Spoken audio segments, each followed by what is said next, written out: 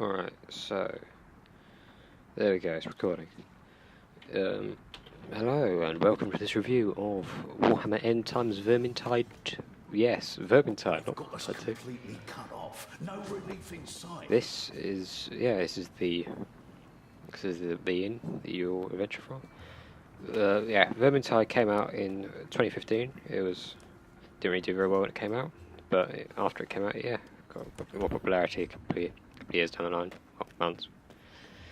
It was released on Xbox and PlayStation. This is the PC version, because of course it is. Yeah, let's just do a mission. Strike. This is the map, this is the difficulty. As you can see, there are lots of missions, all pretty good. I need you to deal with a Skaven bell. The bloody thing is a danger to us all. Start it. There we go, short bit. So, as you can probably tell, this is a first-person fantasy hack and slash. There's a Skaven bell up near the west gate. If a wizard rat activates it, there's enough dark magic in that abomination to drown us all in terror and insanity. It must be destroyed. So every mission starts with those little introductions. Gives a bit of meaning to what you're doing. So it's good. Back.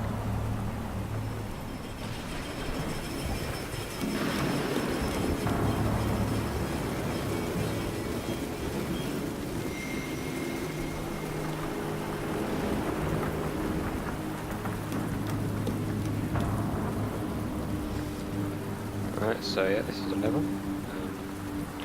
Playing the controller, don't normally do that, so it's going to end well. That bell may not go down easily. We must explore our options. It's a long way down. And you, it's a long way down for them too. Enough talk!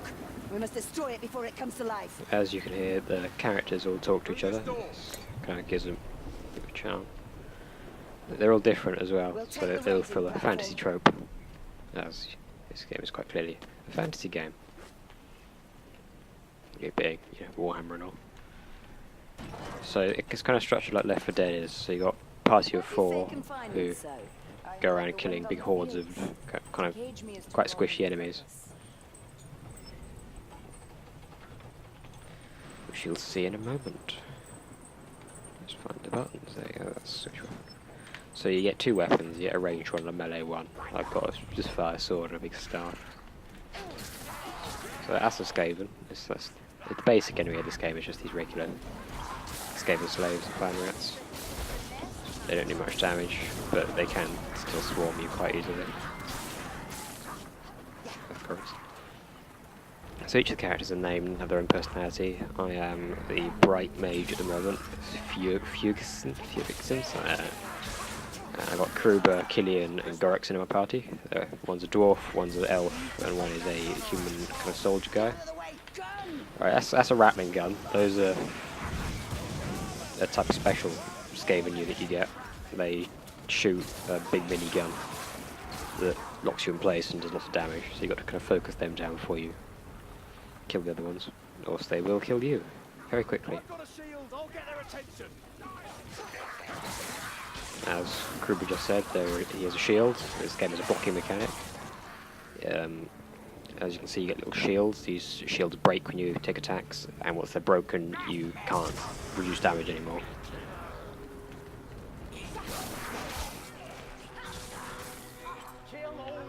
We shouldn't put this on hard, because talking and playing these things is difficult. But throughout the level you find potions like these, which you can kind of give you buffs. Like I've got a speed potion, which I'll drink. So I attack faster, walk slightly faster now. This is good for big hordes, which you need to get through quickly. But it's quite a short effect, like always.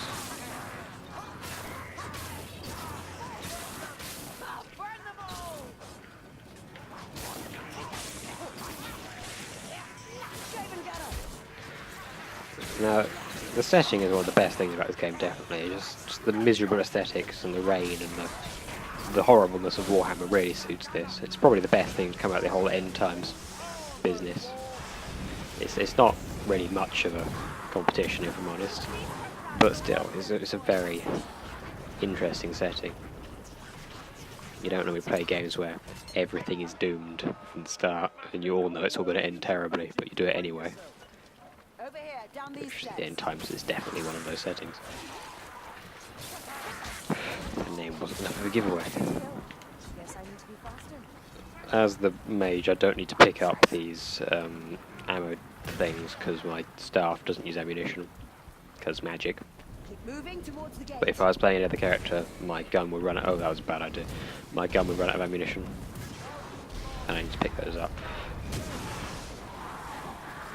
I should not blow into the microphone as much. Oh dear, it's fallen.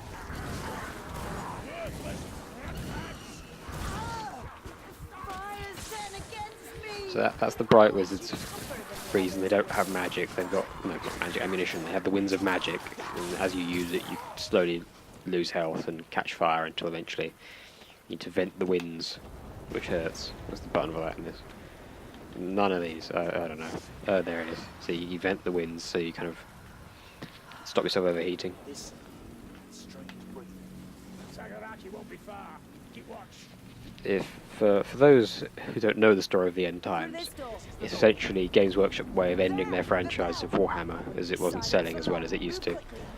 So they basically said the antagonists of the game, the story of the Chaos Gods, all decided they've had enough of this and just destroy the universe. And they do this through the Chaos Warbands and the Skaven. So this city is currently under siege by Skaven warriors, Get clear. and it's up to the Ubersreich 5 to protect it. The city of Ubersreich is where you are. It's Warhammer, stupid names. That's why it's great.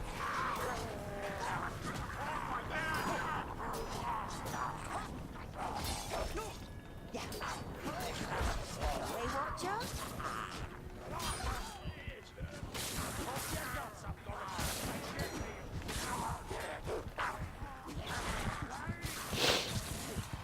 Will you stay upright longer if there's coin in it? Oh for dear, you? everyone's dead. I should not have put this on hard. On those fey feet of yours. Well, there goes the muscle.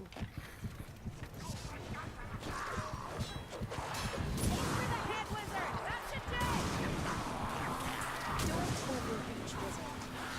She's close. Too much.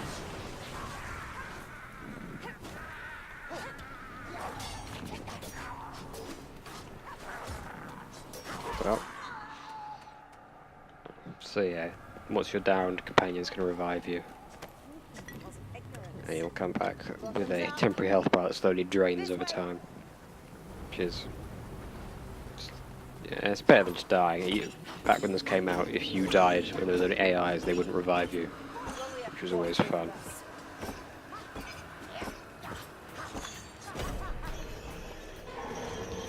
Is that a ratto or is that the bell? Hopefully that's the bell. Oh, there's another type of special rat, gas rats. They fire big kind of AoE projectiles of poisonous gas. But they're one of the weaker ones. There's another storm vermin, and Killian's down again. This is going really well. Okay, we're all dead, so that mission's failed. I regret putting that on hard. It should get a screen still. Send a revision, you got this roundup screen where you get XP, and if I'd passed, I would have got loot dice as well, which I can roll in order to get. Use this menu. Yeah, sorry. So yeah, loot dice, and then whatever that's a big table. You roll the dice, and whatever you get a different bit of loot.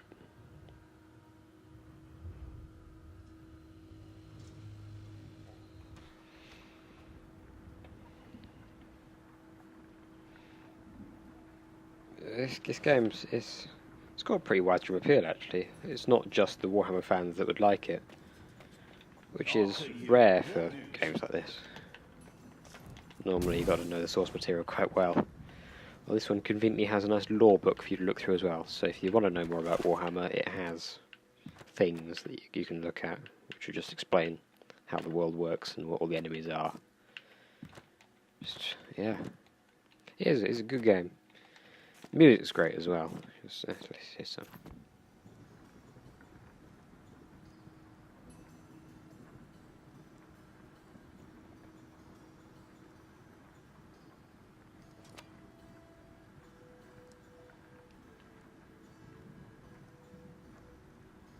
It all fits the place it needs to be very well. This tavern has that nice kind of medieval happy bard music, while when you're out there everything's terrible.